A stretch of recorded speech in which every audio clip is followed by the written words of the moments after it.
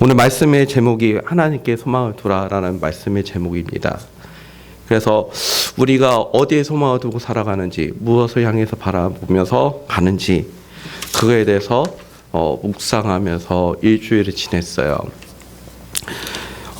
오늘 말씀을 보면 어떻게 보면 이 찬양이 하나님 앞에 여기 보면 고압 자손 미스길 인도자에 따라 부르는 노래라고 이야기를 합니다. 여기서 보면 고라 자손은 구약 성경에서 보면 출애굽 시대 때 모세를 반역하고 불신하고 그리고 모세를 불순종했던 그러한 상징적인 자손이었습니다. 그런데 역대기에 들어와서 이 사람들이 어떠한 역할을 맡게 되냐면 성전에 살면서 성전 문지기로 지내면서 또 하나님 앞에 찬양을 드리는 그러한 찬양대의 역할을 합니다. 그래서 이 고라 자손이 오늘 42장에 보면 찬양을 한다고 이야기를 합니다. 자, 그렇다면 오늘 말씀에 대해서 그냥 1절에서 마지막 절까지 어떻게 나누어져 있는지 여기 이거에 대해서 좀 말씀을 나누겠습니다. 1절에서 5절은 살아계신 하나님을 향한 열망에 관한 이야기입니다. 그래서 성전을 멀리 떠나서 더욱 애타는 마음으로 하나님을 그리워하는 그러한 시인의 마음을 잘 나타내고 있습니다. 그래서 1절에서 2절은 영적인 생명의 근원이신 하나님에 대해서 말씀을 나누고 있고요. 기록하고 있고 3절에서 4절은 원수들이 조롱하는 이 시인을 향해서 조롱하는 그 일 때문에 낭망에 대해서 이야기를 합니다. 그리고 5절은 하나님에 대한 갈망을 이야기해요. 그리고 이제 두 번째로 나뉘는데 두 번째 보면 이제 동일해요. 처음 6절에서 7절은 어떻게 보면 시인이 맨 처음에 시냇물을 내가 사슴이 시냇물을 찾는 것처럼 내 영혼이 갈급합니다라고 이야기했잖아요. 그런데 이제 6절 7절을 보면 시냇물을 찾던 그 갈급함이 그 물이라는 그 중심어가 있잖아요. 이것을 통해서 이제 6절 7절이 뭐냐면 이 물이 이제 재난으로 다가와요. 그러니까 시인의 그러한 이 시를 쓴 사람이 물이라는 그 단어를 가지고 나는 영혼의 갈급함을 물로 사슴이 물을 마시기 위해서 찾는 그 물을 이야기했는데 그 물이 이제는 어떤 상황이 되냐면 그 재난으로 그리고 어려움으로 다가오면서 더 힘들어진 상황을 이야기합니다. 그리고 난 다음에 8절은 구원을 위해서 기도하고 그리고 또 9절에서 10절은 원수들이 나에게 하는 것들을 이야기를 다시 한번 상기하고 그 다음에 11절에는 하나님에 대한 갈망을 다시 이야기합니다. 제가 그 초등학교, 중학교, 고등학교 다닐 때 시험을 보면 그나마 제일 성적이 좋았던 과목이 국어입니다. 다른 과목은 제가 공부를 안 한 이유도 있겠지만 그래도 국어는 점수를 잘 맞았어요. 그 하나님 말씀도 이게 하나님 말씀이 하지만 중요한 건 이 말씀이 언어로 써져 있잖아요. 그리고 글로 써져 있기 때문에 특히나 시편은 구조적으로 여러 가지 의미라든지 이런 걸 볼 때 좀 깊게 연속해서 이 시인이 무엇을 강조했는지 보면 좋습니다. 그래서 시인은 계속해서 여러 가지 어려운 상황 속에서 하나님을 바라보고 하나님께 소망을 두라라고 이야기하고 있습니다. 그렇다면 자, 첫 번째 이 이야기를 통해서 우리는 첫 번째 우리가 마음에 새길 게 뭐냐면 주님을 사모하는 마음을 가져야 한다는 거예요. 여기 보면 1절 같이 한번 읽어보겠습니다. 하나님이여 사삼이 시냇물을 찾기에 갈급한 같이 내 영혼이 주를 찾기에 갈급하나이다 라고 이야기합니다. 사슴이 시냇물을 찾기에 갈급한 같이 사슴이 시냇물을 찾는 건 왜 찾을까요? 물을 먹고 싶으니까 찾겠죠. 목마르면 물을 먹고 싶으면 저도 요즘에 많이 바빠요. 지난주에 아파서 제가 일주일 쉬었잖아요. 그래서 일이 많이 밀려가지고 너무 바쁘더라고요. 그런데 아침에 나가서 일을 하고 저녁에 들어오면 물 마실 시간도 없고 밥을 먹을 시간도 없어요. 그러면 이제 저녁에 들어가서 제가 제일 먼저 하는 게 뭐냐면 밥을 먹기도 하지만 물을 한 1리터 이상을 마셔요. 물이 그렇게 먹혀요. 밥도 먹기 싫고 물만 먹어요. 사슴이 목말라서 물을 찾을 때 이 이스라엘 지역이 팔레스타인 지역이잖아요. 시냇물이 어디 있겠어요? 찾는다고 물이 쉽게 찾아질까요? 쉽게 찾을 수 있지 않아요. 그런데 그 사슴이 목마름을 해결하기 위해서 시냇물을 찾는 것처럼 내 갈급함이, 내 영혼이 주님을 찾는다라고 이야기해요. 그렇다면 구약 성경에 보면 야곱이 있죠. 야곱이 형 에서로부터 장자의 축복을 속이고 받잖아요. 그리고 삼촌 라반네 집에 가서 이제 오랜 삶을 살다가 다시 고향에 돌아와요. 근데 형 에서의 만남을 앞두고 어떻게 하죠? 야곱이 머리를 굴려요. 어떻게 하면 형 에서가 지금 자기를 죽이겠다고 군사를 이끌고 오고 있는 상황이잖아요. 우리 말씀 다 알잖아요. 군사를 이끌고 오는 상황에 야곱이 어떻게 하죠? 머리를 굴려요. 어떻게 하면 이 위기에서 내가 벗어날 수 있을까? 그래서 어떻게 해요? 때를 두 때로 나눠서 한 때는 형님한테 내가 형님 앞에 드리는 선물입니다. 이 재물을 받고 혹시 형님이 마음이 누그러질까 하는 마음에 들어요. 한 때는 또 어떻게 뒤에 놔둔 이유는 여차하면 도망치려고 놔둬요. 이러한 상황 속에서 야곱이 약복강가에서 천사를 만나 씨름을 해요. 야곱은 이 천사를 만나서 그곳에 씨름할 때 정말 마지막에 내가 하나님과 겨워서 이겼다 하면서 이름을 이스라엘로 바꿔주잖아요. 그곳에서 약복강가에서. 야곱은 지금 이 순간 나를 축복해주지 않으면 내가 죽음의 위기가 내 앞에 있다는 것을 알고 있기 때문에 정말 여기 엉치뼈를 쳐서 힘줄이 끊어질 때까지 붙잡고 늘어지는 거예요. 그때 하나님께서 살아날 길을 열어주시죠. 마치 사슴이 시냇물을 찾는 것처럼 내 영혼이 주님을 찾을 때 이처럼 내가 죽음의 위기 가운데 내 영혼이 너무나 갈급한 가운데 하나님은 이와 같이 찾으시는 그러한 우리 성도님들이 되었으면 좋겠습니다. 그렇다면 제가 이번 주 내내 오늘 이 말씀을 전하려고 이제 계속 묵상하면서 다 했잖아요. 그러다 보니까 그리고 제가 이번 주 되게 힘들었다고 했잖아요. 저도 만약에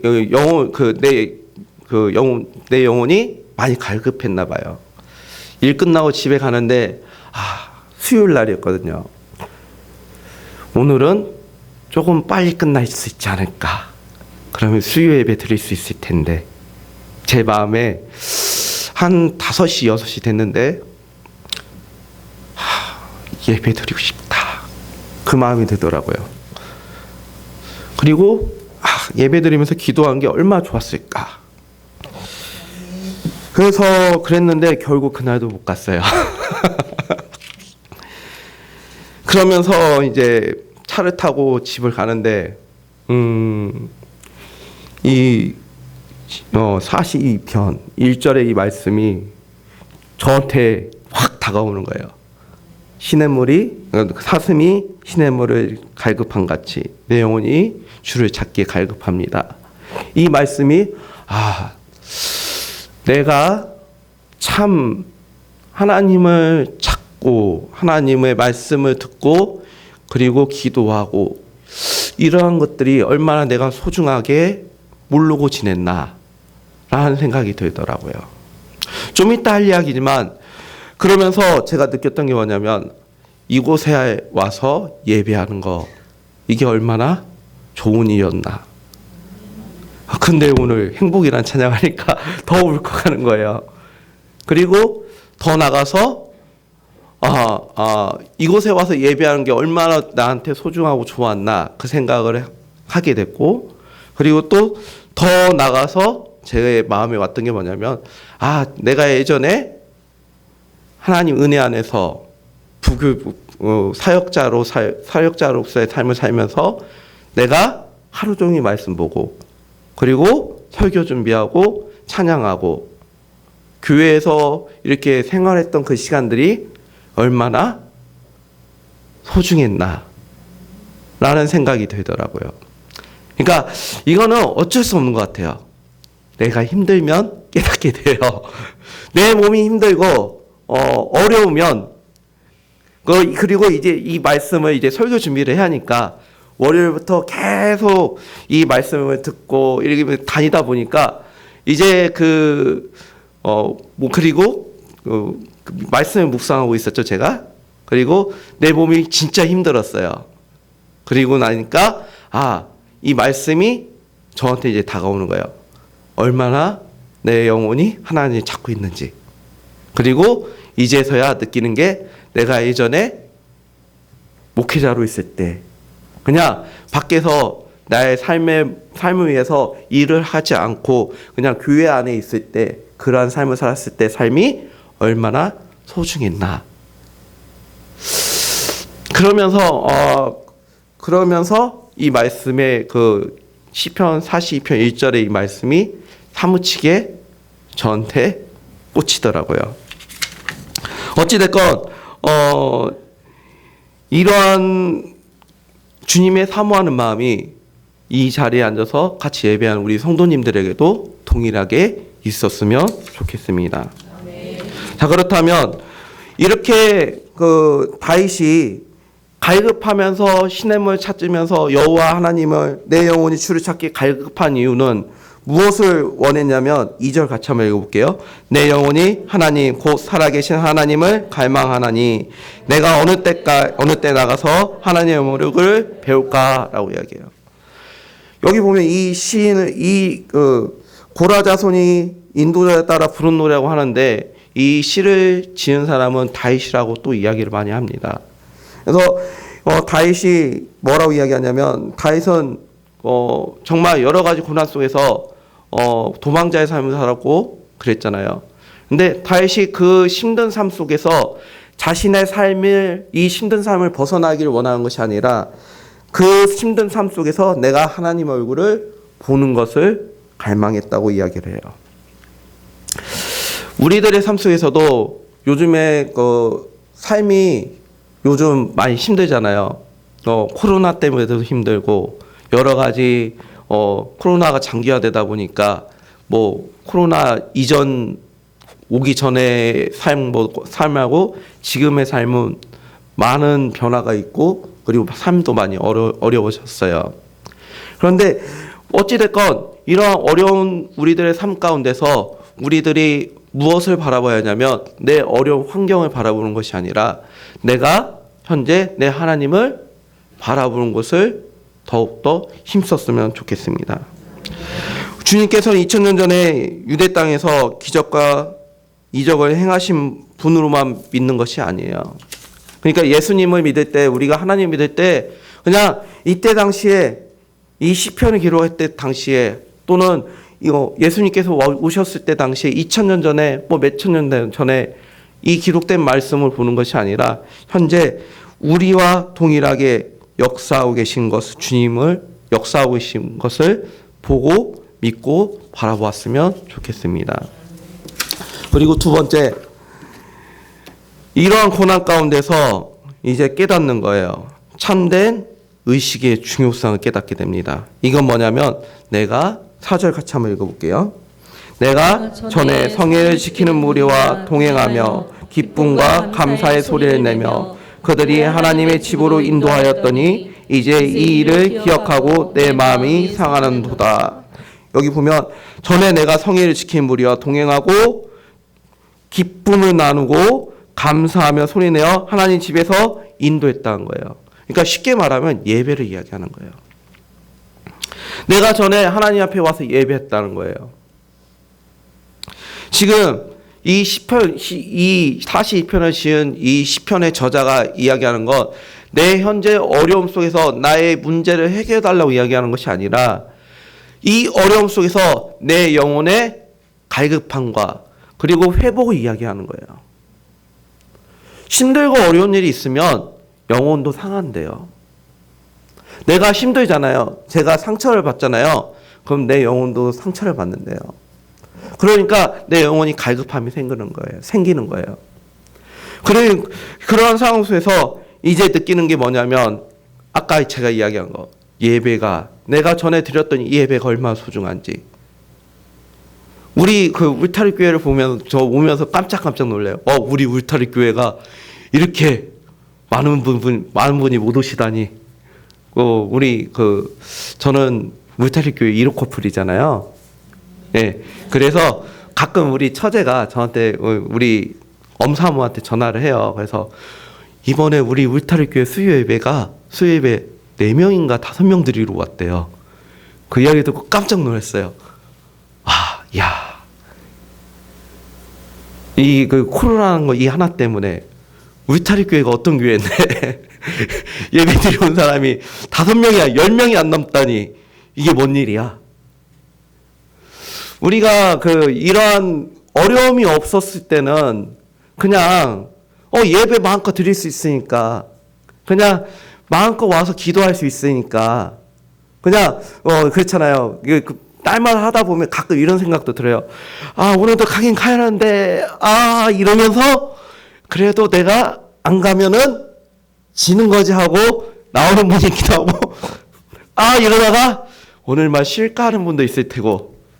그런데 어찌됐건 우리 울타리 교회는 내가 아는 우리 교회는 이런 교회가 아닌데 예배 드리러 오신 분들이 이렇게 없다니. 이걸 보면서 제가 느꼈던 게 뭐냐면 나중에 시간이 더 지나면 이제 앞으로 마지막 때가 더 가까워지면 모이기가 더 힘들어지는 시대가 오잖아요. 그러면 그때가 오기 전에 그래도 우리가 지금 더 모이기에 힘쓰고 더 은혜를 받기를 우리가 더 힘써야 하지 않나. 그러니까 이게 이 코로나라는 거 이게 하나 때문에도 지금 이런 상황이 되는데 앞으로 마지막 때가 가면 갈수록 더 악해지는데 얼마나 더 우리가 예배드리기에 더 힘들어진 시대가 오겠어요.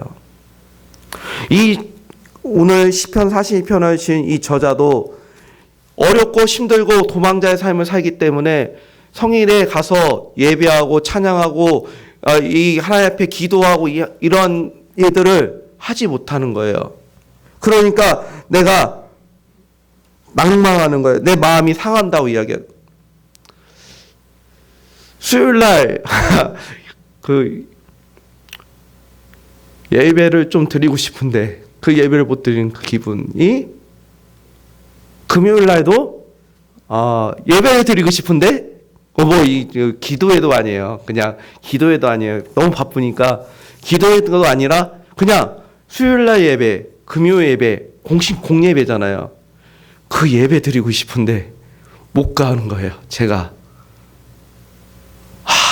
얼마나 제가 마음이 하나님 참 감사해요. 그래도 때마침 42편을 묵상하고 있는데 이런 마음을 주셔서 감사해요. 저도 그랬어요. 수요 예배, 금요 예배 주일은 어차피 빨간 날이니까 쉴 수 있잖아요. 그러니까 이곳에 와서 예배 드릴 수 있는데 이 예배 드리는 거가 얼마나 행복한 일인가. 우리가 이곳에 와서 예배 드리는 거 정말 더욱더 귀중하게 생각했으면 좋겠어요. 특히나 예배 드리고 그리고 평일날 와서 기도할 때 하나님 더욱더 하나님 앞에 부르짖고 더 기도했으면 좋겠어요. 그래서 정말 우리가 나중에 이 시편의 기자처럼 내가 전에는 하나님의 전에 가서 예배하고 기도했는데 내가 하나님 전에 가지 못하니까 내 마음이 상합니다 라고 말하는 그 시대가 되기 전에 우리가 더욱더 힘썼으면 좋겠습니다. 자, 그렇다면 우리가 예배 드리러 나온다는 거, 이곳에 온다는 것은 이곳이 어디예요? 예배 드리는 예배당이에요. 근데 이 시를 기록한 이때 당시에는 성전이에요. 하나님께서 다윗이 나라를 왕이 되고 난 다음에 하나님 앞에 하고 싶었던 게 뭐냐면 하나님 앞에 전을 하나님의 집을 지어드리고 싶었어요. 근데 하지 못했잖아요. 그래서 하나님께서 너는 손에 피가 많이 묻었기 때문에 내 아들 솔로몬을 통해서 내가 그 성전을 받겠다고 이야기했을 때 다윗은 그 성전을 준비했고 성전을 지을 수 있는 그런 것들 준비했고 솔로몬은 또 아버지가 준비한 것들에 더해서 하나님 앞에 성전을 지어서 올려드렸어요. 그런데 자 성전을 지었다고 했잖아요. 그렇다면 자 그냥 한번 생각해 보세요. 하나님께서는 이 세상을 창조하신 분이에요. 그렇잖아요. 이 세상 어디에든 계실 수 있는 분이에요. 타 종교와 다른 게 뭐냐면 특히 일본이란 땅은 지역이 있잖아요. 동네마다 믿는 신이 있어요. 그래서 이 동네 가면 고양이를 믿고 이 동네를 가면 뭐 강아지를 믿고 이런 식으로 신이 있어요. 그래서 지역을 넘어가면 그 신을 옮겨가서 그 신을 믿어요. 그 이유가 뭐냐면 그 신은 딱 그 지역에서만 힘을 쓴다고 믿어요. 그런 신이 아니라 하나님은 이 세상 모든 만물을 창조하셨고 그리고 또 어디든 하나님께서 계시고자 하는 곳에 계실 수 있는 분이에요. 그런데 솔로몬이 하나님 앞에 성전을 지어서 올렸을 때 하나님이 어떻게 했죠? 그 성전에 임재했어요. 그냥 문자적으로만 본다면 하나님은 전지전능하신 분이기 때문에 성전이라는 이러한 건물에 한정돼서 계시는 분이 아니란 거예요. 그런데 하나님께서 그 성전에 임재한대요. 그래서 솔로몬이 그 성전을 지어서 열왕기상 8장 22절에서 53절을 보면 성전을 짓고 난 다음에 솔로몬이 기도를 해요. 근데 기도할 때 그 기도의 내용이 뭐냐면 하나님이 계신 이 성전을 향해서 우리가 기도하면 이게 계속해서 반복이 돼요. 솔로몬이 내가 범죄했을 때 우리가 어디 멀리 떠나 있을 때 어느 상황이든 내가 돌이켜서 이 성전을 향한다면 하나님 회복시켜 주십시오. 이 기도를 솔로몬이 해요. 그렇게 기도할 수 있었던 이유가 뭐냐면 전지전능하신 하나님께서 이 세상 어디든 다 계실 수 있는 분이 그 성전에 계신다는 거잖아요. 그렇기 때문에 그 솔로몬이 그 기도를 할 수 있었던 거예요. 우리가 성전을 향해서 바라보고 우리가 돌이킨다면 회복시켜 주십시오 라고 기도를 하는 거예요. 자, 그렇다면 조금만 더 나가 볼게요. 자, 솔로몬이 성전을 지었을 때 하나님이 그 성전에 임재했다고 했잖아요. 시간이 흐른 다음에 이제 하나님께서 인간의 모습으로 오셨어요. 하나님의 능력을 제한하시는 거예요. 그냥 물론 하나님이 성전에 계신다고 해서 다른 모든 것을 일을 할 수 없는 건 아니에요. 그렇잖아요. 이스라엘 백성이 바벨론 포로가 되어 바벨론에 살 때 하나님이 바벨론에 안 계신 건 아니에요. 그렇잖아요. 우리가 어디에 있든 어떤 상황에 있든 하나님께서는 우리와 함께 계세요. 그런데 성전이란 의미가 있다는 거예요. 솔로몬이 성전을 지어 올렸을 때 하나님의 전을 졌을 때 하나님 그곳에 임재했을 때 그 상징은 하나님이 계신 곳이란 거예요. 하나님의 능력이 제한되진 하나님 어떻게 보면 문자적으로 보면 하나님의 능력이 제한되는 거죠. 그렇진 않지만 근데 더 나가서 그 하나님의 능력을 이제는 인간의 모습으로 오시는 거예요. 예수님이 하나님이시기 때문에 성부, 성자, 성령 한 분이신 하나님이잖아요. 그렇다면 예수님께서 물론 나중에 십자가에서 부활하신 다음에 부활체의 모습이 됐을 때 여러 곳에 동시적으로 나타나고 문이 열리지 않은 데 들어가고 뭐 여러 가지 초월적인 모습을 보이시잖아요. 예수님이 뭐 능력이 없으신 분이 아니에요. 근데 스스로 인간의 모습을 오셔서 그 능력을 제한하고 그리고 우리들의 죄를 대신해서 우리들을 십자가에서 죽기까지 순종하셨잖아요. 이렇게 이 하나님의 임재 그리고 그 성전 그리고 그 예수님이 왜 인간의 모습으로 오셔야 했는지. 근데 예수님께서 우리들의 죄를 대신했기 때문에 이제는 어떻게 돼요? 예전에는 구약시대에는 성전인 그 지어진 그 성전에 하나님께서 임재했지만 이제는 우리들 한 사람이 제사장이고 우리들의 몸이 거룩한 성전으로 될 수 있는 거예요. 이제는 옛날 구약시대에 그곳에 가야만 구약시대는 유월절날 제사드리러 하나님 앞에 나갈 때 그때 하나님을 만날 수 있는 거예요. 그 전에는 만날 수 있는 방법이 없어요. 그런데 하나님의 능력을 제한하고 인간의 모습으로 오셔서 우리들의 죄를 감당했기 때문에 이제는 어떻게 해요? 우리가 하나님 앞에 나갈 수 있어요. 우리가 거룩한 성전이 되고 우리가 제사장이 되기 때문에.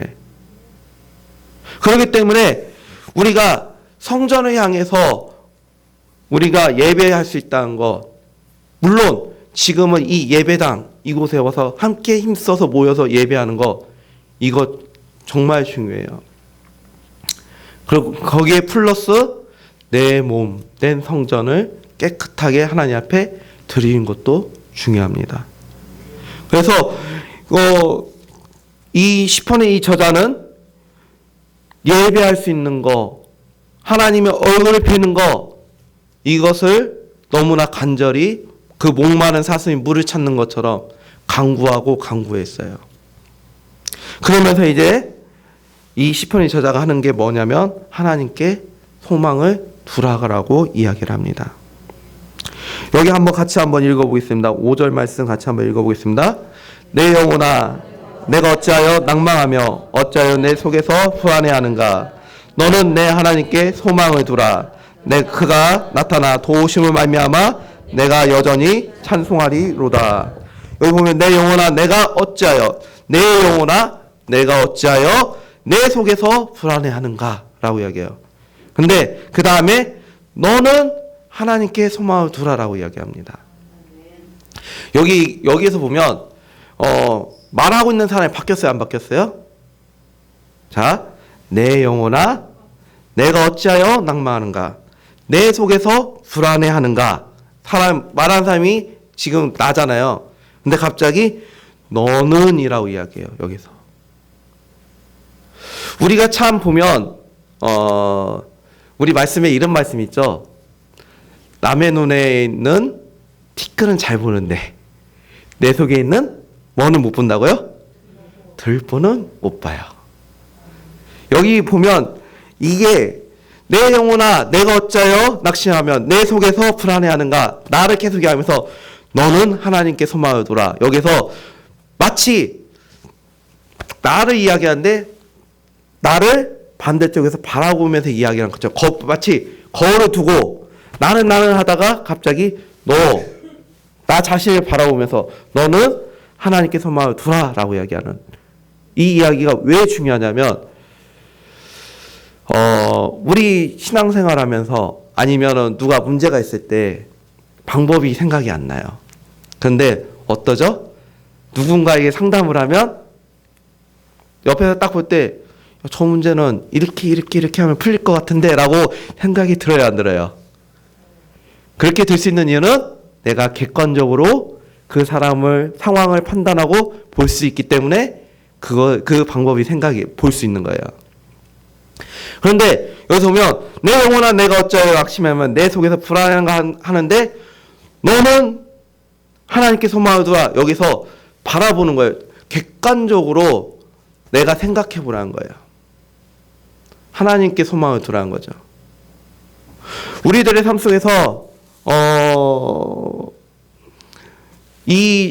지금 이 42편의 이 시인의 이 말씀을 쭉 보면은 이 지금 내 환경과 어려운 문제 해결해 달라고 이야기하는 게 아니에요.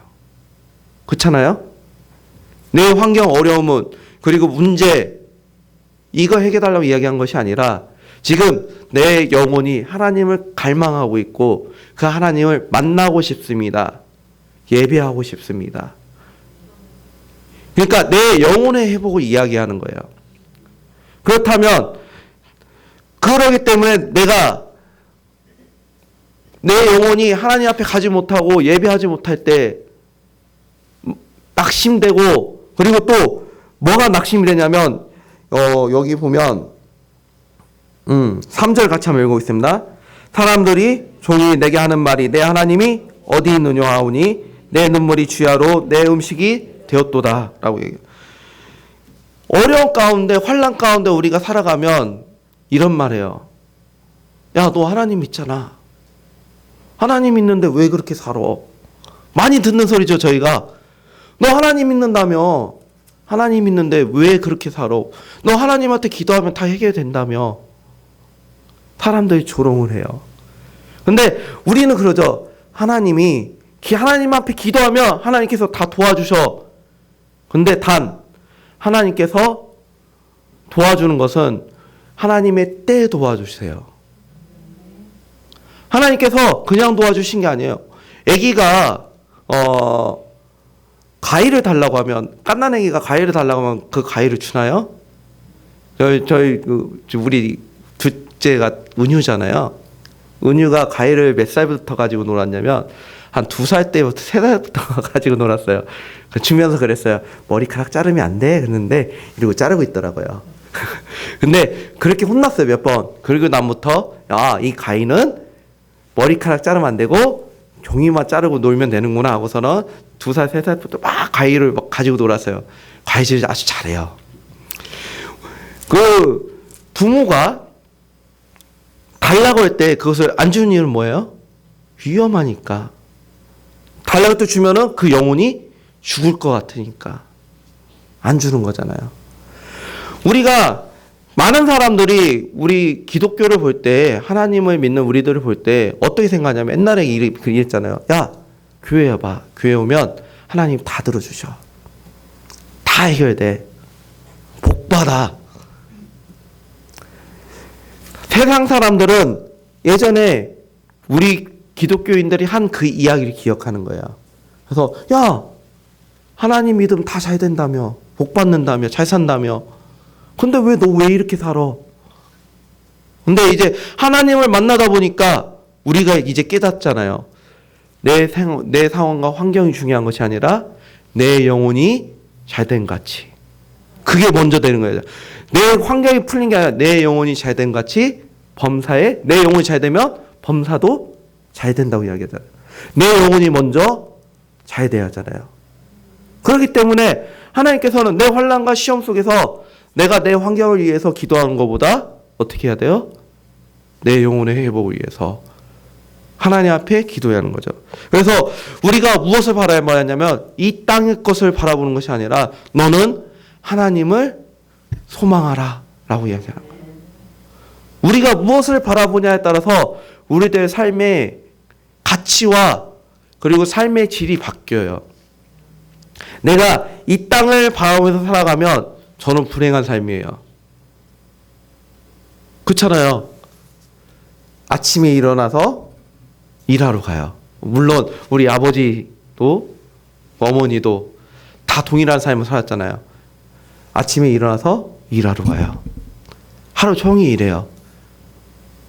일만 하면 괜찮은데 일하다 보면 상사로부터 윗사람들로부터 때로는 애매하게 구박받기도 해요. 내가 잘못 안 했는데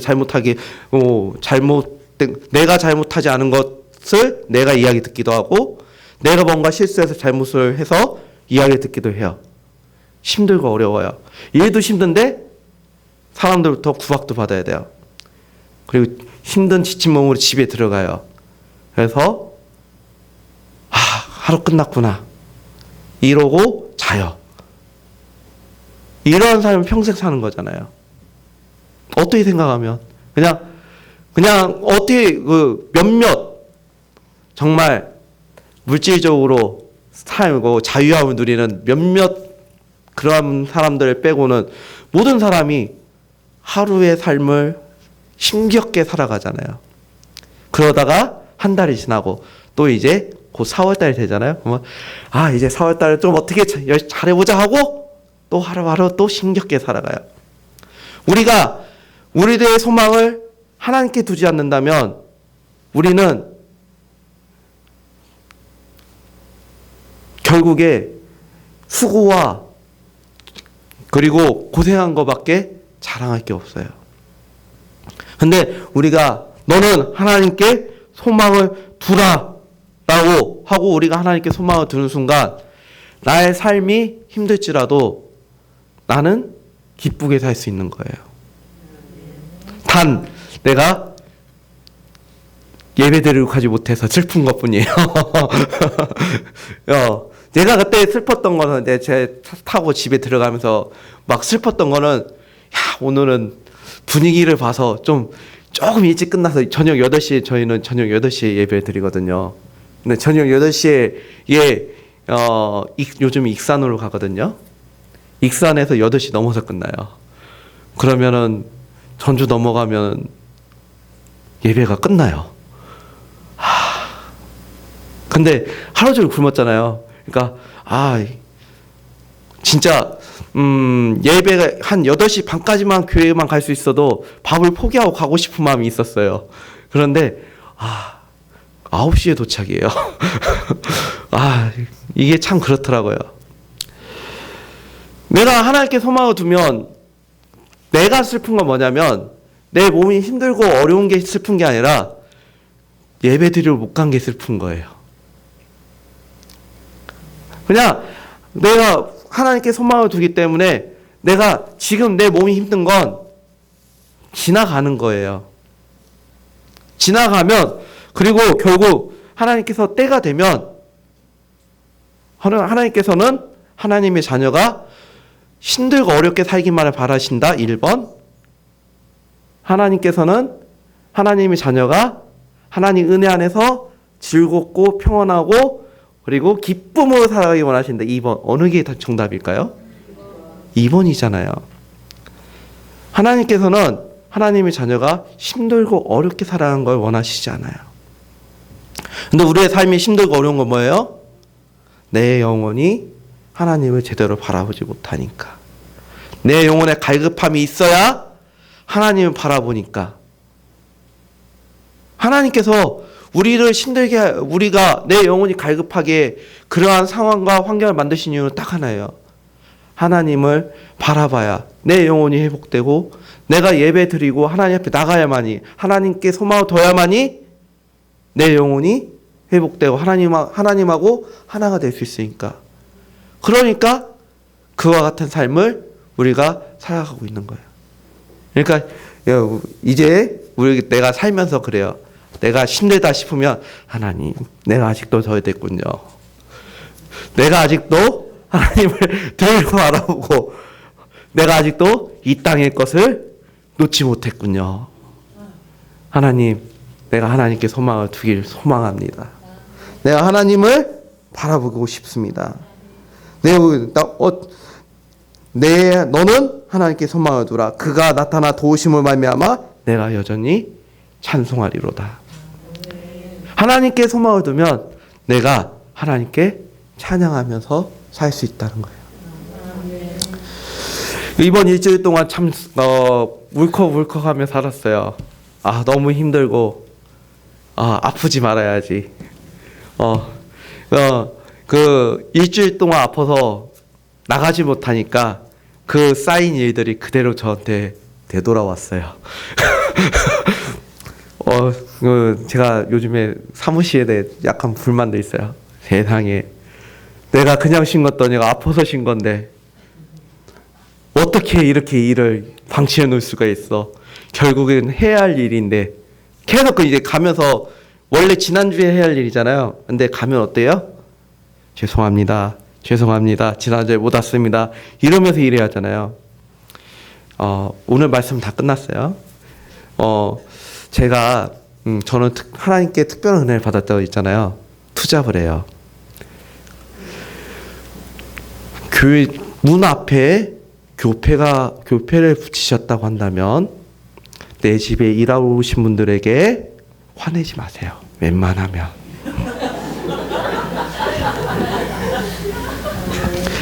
제가 교회에 불자의 집, 천주교의 집 이렇게 다 들어가 봤어요. 심지어 점치는 집도 가서 일을 해봤어요. 그 세 가지 종류 중에 어느 집이 제일 좋은지 아세요? 불자의 집이에요.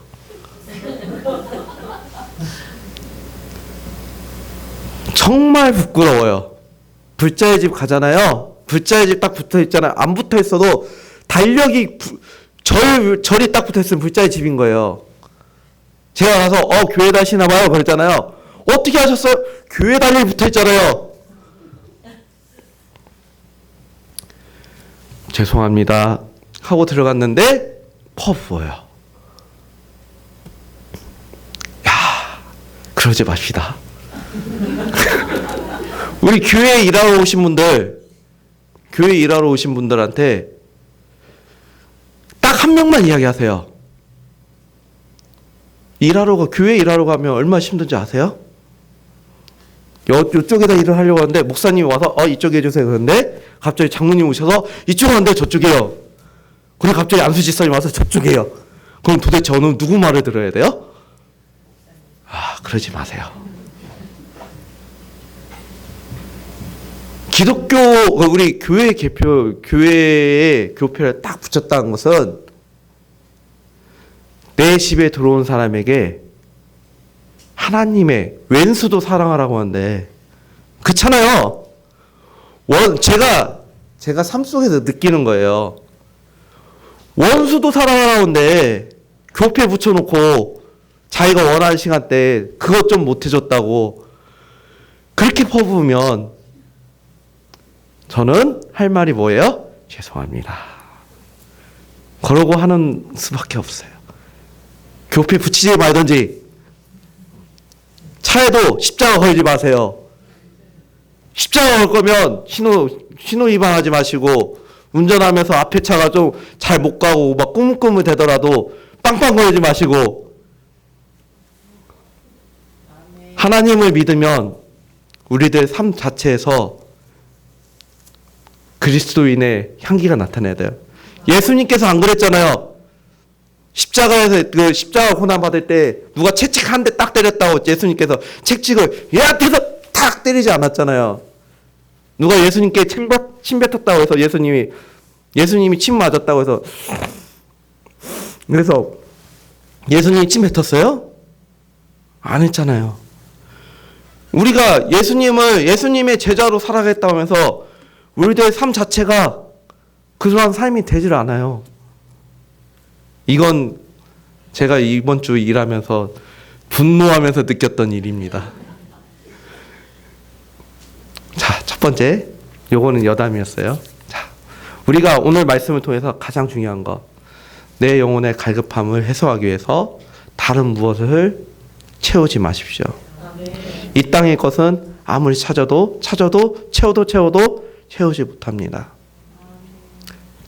우리가 내 영혼의 갈급함을 채울 수 있는 방법은 하나님께 소망을 두는 거예요.